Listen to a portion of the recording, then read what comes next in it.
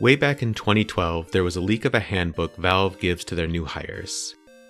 It was a fascinating look into the bizarre structure of the company that brought us Steam, the Half-Life series, and Team Fortress 2. Toward the end of the handbook, they have a short section titled, "We value T-shaped people," which they define as, quote, "people who are both generalists, highly skilled at a broad set of valuable things, the top of the T, and also experts, among their best in their field within a narrow discipline, the vertical leg of the T." They continue and say, quote, "This recipe is important for success at Valve. We often have to pass on people who are very strong generalists without expertise, or vice versa. An expert who is too narrow has difficulty collaborating. A generalist who doesn't go deep enough in a single area ends up on the margins, not really contributing as an individual." For some reason, this section of the handbook has stuck with me.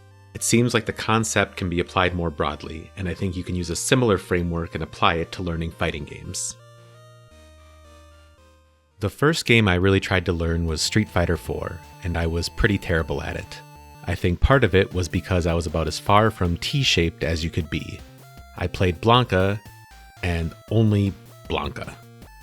Character specialization is the vertical leg of the T, so it is important to spend a good chunk of your time focusing on your main character. The top of the T is knowledge of the rest of the cast. If you don't dabble at least a little bit with all of the characters, you won't truly internalize how they work, and this will impact your ability to play against them. Unfortunately for me, I spent approximately 0% of my time playing non-Blanca characters. I was missing the entire top of the T, and I was worse off for it.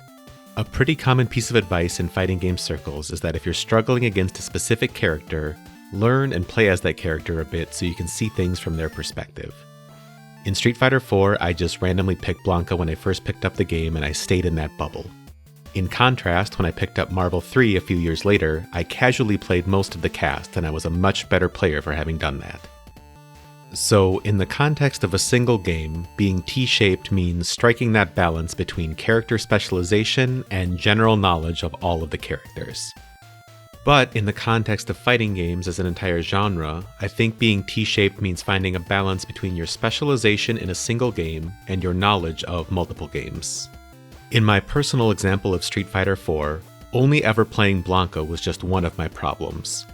Another, maybe bigger issue was that at the time, Street Fighter 4 was the only fighting game I'd tried to learn, so my perspective was limited to the things Street Fighter 4 could teach me.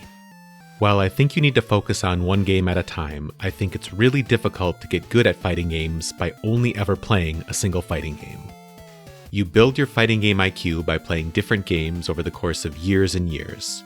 Different games emphasize and teach different skills, ultimately helping you become a well-rounded fighting game player.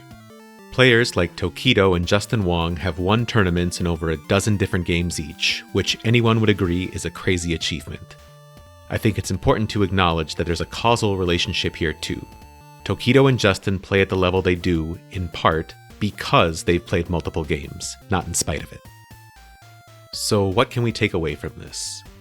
In a given game, it's important to balance your time specializing in your main character and time spent playing other characters and just kind of generally becoming a student of the game.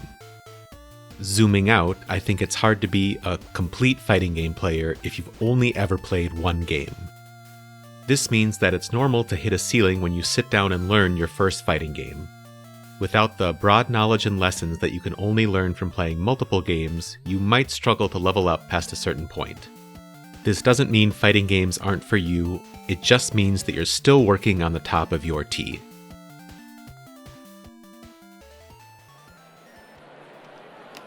I know this was a short video, but it's something that's been bouncing around in my head forever, so I figured I might as well put it out there. I go by Zissou online, and hopefully I'll get some more stuff out sooner rather than later. Take it easy, and thanks for watching.